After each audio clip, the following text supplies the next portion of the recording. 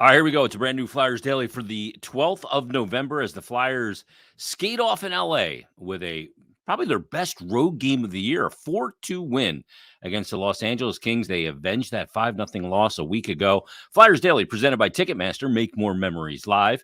And Flyers with 4 goals and plenty of assists in this game. Boy, 1, 2, 3, 4, 5, 6 assists in the game, which means a serious Flyers and Penn Medicine donation for every Flyers assist this season. Penn Medicine and the Flyers donating 30 pounds of food to local communities in need. They go on the road. Game 1 of the Revenge Tour, 3-game Revenge Tour, was started last night against Anaheim. They get the 6-3 win because Anaheim came into Wells Fargo, beat them 7-4. Tonight, they get the win over the Los Angeles Kings 4-2. Last Saturday, the Kings came into Philadelphia and beat the Flyers 5-0. And coming up Wednesday to wrap up the Revenge Tour in Carolina, Flyers will look to avenge a 3-2 loss against Carolina, where they really stood in there in that third period, went toe-to-toe with one of the top teams in the NHL. Freddie Anderson just made one more save than Carter Hart in that game, and that'll be Game 3 of the Revenge Tour. But Games 1 and 2 in LA and Anaheim are in the bag. Very good road performance from the Flyers in this game. It wasn't a game where, they had more top end or high danger scoring chances, or they, won the possession battle in the game. Sometimes, in hockey, like the game doesn't dictate that. The game dictates making plays at opportune times. And the other part is getting saves when you need them. And even though Cal Petersen lets in 2 goals in this game, 37 shots for the Los Angeles Kings, I thought Cal Petersen was excellent in the game. Excellent. He was great in the first period, in particular the first 10 minutes, where the Kings had 8 of their 9 shots. He was good in the second period, making tons of saves. I think they had 20 shots in the second period to the Los Angeles Kings. And Cal Petersen was just making every save he was supposed to, and a few he probably shouldn't have. That's a great sign. And then in the third, Flyers gave him the run support, if you will, with the 4 goals, and they come away with a win. Flyers get the 4 goals in just 26 shots in the game. They got shot 37-26 in the hockey game. And there's always a stat you can tell that who had possession of the puck more. The team with a higher number of hits, this is probably 98.8% of the time in the NHL. The team with more hits, significantly more hits, probably didn't have the puck as much as the opposition. Flyers out hit LA 24-13, which tells you the Kings probably had possession numbers around 58% in the game. That's just the way it is. Power play, they didn't get anything on the power play. They had some good power plays, maybe provided some energy, maybe helped maintain some momentum.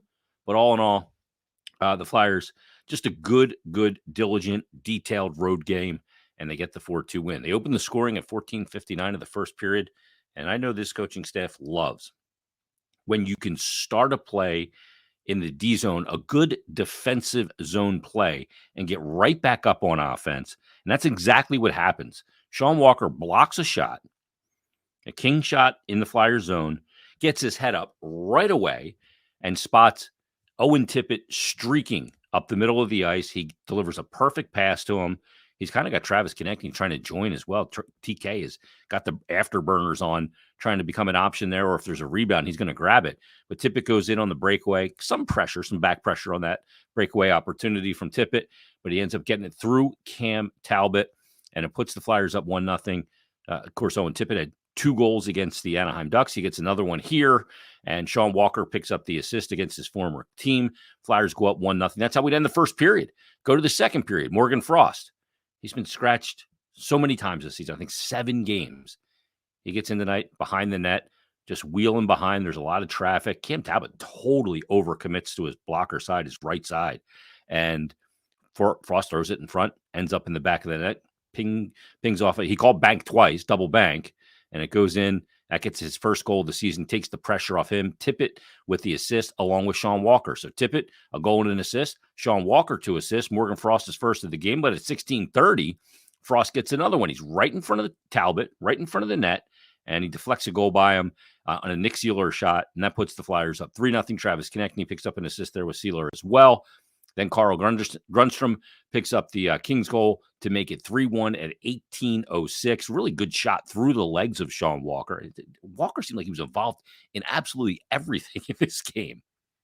But Grundstrom shoots it through the legs. It's a hard one for Petersen to pick up and squeezes through the blocker and his body, and that makes it a 3-1 game. So we head to the third period. You knew you were going to get a push from the Los Angeles Kings, but it's 7:04. The Flyers extend their lead when Cam Atkinson picks up one. Sean Couturier picks up an assist, his 7th assist of the season.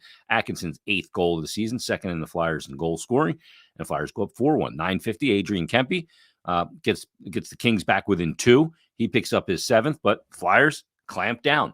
Don't give up anything else in the game. Don't make it too interesting. 4-2 win, and you'll take it. Now, Sean Couturier in this game, really interesting because, he missed that game. He was scratched a couple of games back. I think they're being cautious with Sean Couturier for sure. But Couturier in this game, I thought that the Kings were incredibly physical against him. Lots of hits. He absorbed a lot of real big hit going down the right wall in the second period against the Los Angeles Kings. All said and done in the game, Couturier played 16:53, 3:40 on the power play, 22 seconds on the PK. You see that his minutes aren't as pronounced in the upwards of 20, 21 minutes like they were earlier. So I think they're doing a little bit of maintenance there. They're spreading the minutes a little bit more. You had to spread the minutes in this game anyway because you played last night. So you have to spread the minutes around a little bit in a back-to-back situation. But Sean Couturier, I think they're just being a little bit more careful with how much they put on his plate. Handled it in the beginning of the year, but you don't want the player to wear down and have to build up from wearing down. You'd rather just put a little maintenance plan in place and not let them get all the way worn down. Just be cognizant of it. I think that's what we're seeing here. Once again, though, leading the Flyers in minutes in the game, Travis Sanheim, he's just been an absolute animal this season. 32 shifts in the game, 26:46 of ice time, and you'll take it. But to me, the start of the game, Frost gets 2, Tippett with another goal, and he seems to be heating up. But to me, the star of this game is Cal Petersen. He's the reason why the Flyers skate off with the win. He's played 102 NHL games, or 103 now. That's his first Flyers win.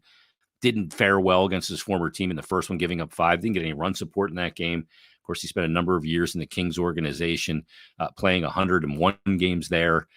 So he's a guy that didn't even know he was going to play. Carter Hart was slated to play in the game, but Cal Petersen got the tap, and Hart's still not feeling great. They decided to hold him out of this one. So Sam Ersson was the backup. Cal Petersen gets in.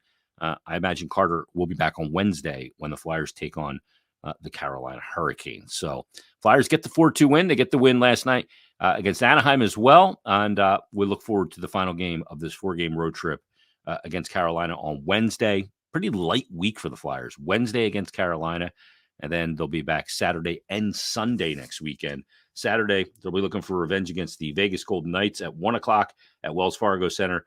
And Sunday, it'll be against the Columbus Blue Jackets at 5:30 at Wells Fargo Center. All right, let's get into a little detail on a couple of the players in this game. Obviously, Morgan Frost is a guy that we need to talk about. Morgan Frost out of the lineup so much this season.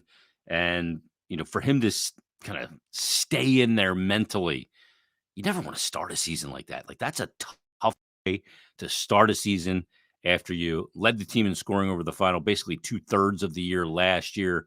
You sign a new contract. You want to come in. You want to get off to a good start. You want to build on your NHL reputation. You want to build on your NHL game. And you find yourself in the press box so many of those games.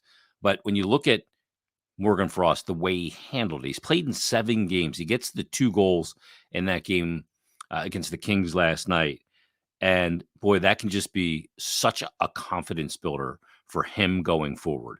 Getting on the score sheet in multiples and being a big part of what I thought was a really good road win.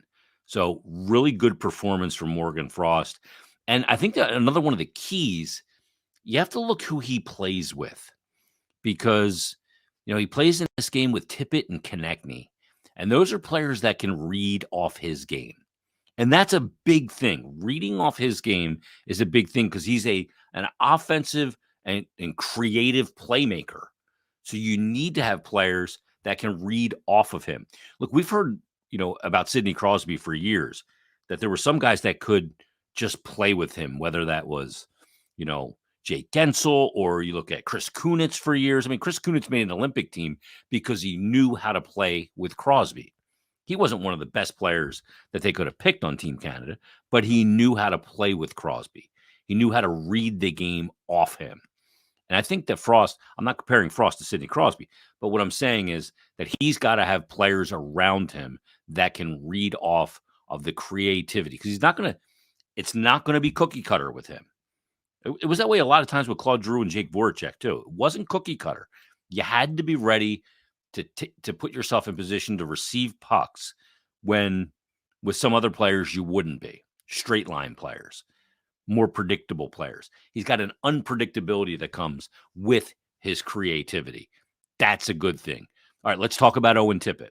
He gets the breakaway goal, gets right up the ice, and you can see, again with Owen Tippett, just like last year, that when he's confident, the way he carries himself on the ice, his decision-making on the ice, the way he moves, everything.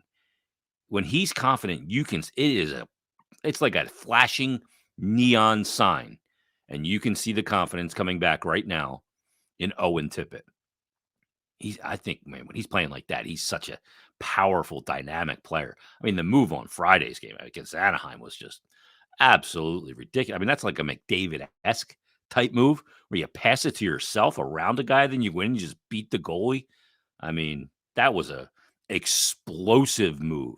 And again, and the other part is his skating. He gets in that break.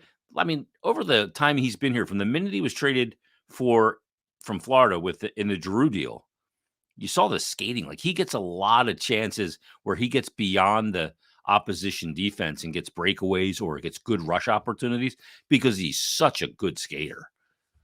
I mean, unbelievable skater. And when he's using the power, and he gets a little confidence in his goal scoring, boy, he's a player that can really fill it up, and he is playing well right now. Another good goal for him. Good finish on the breakaway. We look at Tippett and we look at that shooting percentage, and he comes into the game against the Kings last night with an 8.7 shooting percentage. A lot of shots, misses the net from time to time. I mean, he's going into the game last night, he took 46 shots, leads the Flyers, tied with Konechny.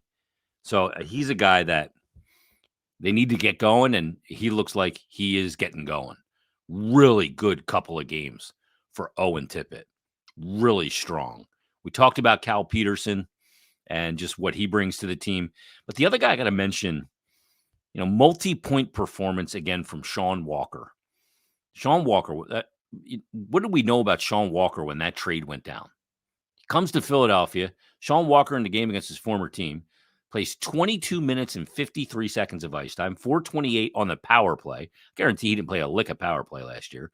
Minute shorthanded. He's got 2 assists in the game. He's a +3, 2 block shots.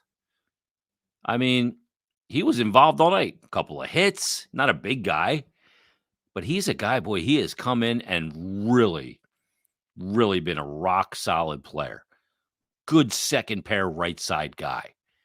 He took a kind of twisting kind of route to the NHL. He's 28 years of age now, from Ontario. He's 5'11", 191 pounds. Played a couple years in the OJHL for the Newmarket Hurricanes. Went and played collegiately at Bowling Green for 4 years. Had some decent numbers there as a defenseman. His last year there, senior year, 41 games, 10 goals, 14 assists, 24 points. Had a 23-point season the one prior. Then he played a couple of years in the AHL. Well, a year and change, playing for the Ontario Reign. Then he goes to the Los Angeles Kings, and he plays there for 5 seasons. 5 seasons. He's played 15 games as a Flyer, 247 in his career. The most points he's ever had in an NHL season was his second year in the NHL. Played 70 games. This is 1920. It was a shortened season, obviously. That was the year that when the pandemic came in. But he had 5 goals, 19 assists, and 24 points that year. So he was on about a 30-point pace had they finished that year. Close. Maybe 28, 29 points. With the Flyers this year already, in 15 games, he got 2 goals, 4 assists, and 6 points. He's been excellent for this Flyers team. And he's been a really good find. I know, the kind of prevailing thought is, oh, you grab a guy like Sean Walker and you trade him at the deadline. Maybe they do. Maybe you do trade Sean Walker at the deadline. But he fills the need. And with the situation with Rasmus Ristolainen kind of unknown at this point, I mean, I feel like Risto is like the most forgotten guy this side of the Mississippi from an athlete standpoint right now. Walker's in the final, or excuse me, second to last year of his deal. He signed a 4-year deal. So he's under contract this year with an AAV of $2.65 million. Same thing next year in 23-24. No, it is 23-24, isn't it? This is the final year of his deal. So he would be an asset you could move at the deadline. Only 2.6 on the cap, right side help. But if you moved him at the deadline, he'd be a guy I'd maybe think about trying to get back in the offseason. He just seems to work in this system very well. And I'm really impressed with his ability to transition from defense to offense. I didn't know much about Sean Walker. I'll be honest. I didn't watch a ton of Kings games, and when I did, I probably wasn't focusing on him. They got another guy on the right side in the Kings organization that you tend to focus on. That would be Drew Doughty, who played 27 minutes a night. Still there. And some of those guys up front, like Anze Kopitar and others. But Sean Walker's been a hell of a find for the Philadelphia Flyers. Like that. He's been really good for this team. Belpedio, another good game as well. So Flyers back end maybe hasn't been the issue that we thought it would be. Double up the Kings, 4-2. Coming up on Wednesday, they're going to take on the Carolina Hurricanes. Look to avenge that 3-2 loss. All right, let's wrap things up there. Coming up tomorrow, Monday, it'll be a Mondays with Meltzer. I think we're going to go with an Ask Billy episode. Take a bunch of questions. Because this season has kind of been like this up and down kind of thing. I see it on social media with the ebbs and flows. I mean, still the debates going on social media about how's it a rebuild when you didn't trade Scott Lawton. I mean, not every rebuild is scorched earth. You got to take everything out of the house, sell the copper. That's not how every rebuild has to be. It's not a strip it down every time and tank and lose. You don't measure a rebuild by a team that loses. Look at the Kings. They were trying to win. This notion that John Tortorella is not the right coach, too. We're going to get into that coming up in tomorrow's episode with Bill. Because this notion that he's not the right coach for rebuild because he wants to win too bad is, to me, quite possibly the single number one dumbest argument I think I've ever heard in hockey. There is not a coach you would hire on planet Earth that's going to take the job to lose. Now, look, we saw Brett Brown did it with the Sixers and knew what he was getting into, sacrificed his coaching legacy to coach some awful teams through the process, which was, again, the stupidest idea in the world. What did that yield you? Yeah, you got Embiid. I've never gotten past the second round of the playoffs. Who cares? But this notion that Torts isn't the right guy.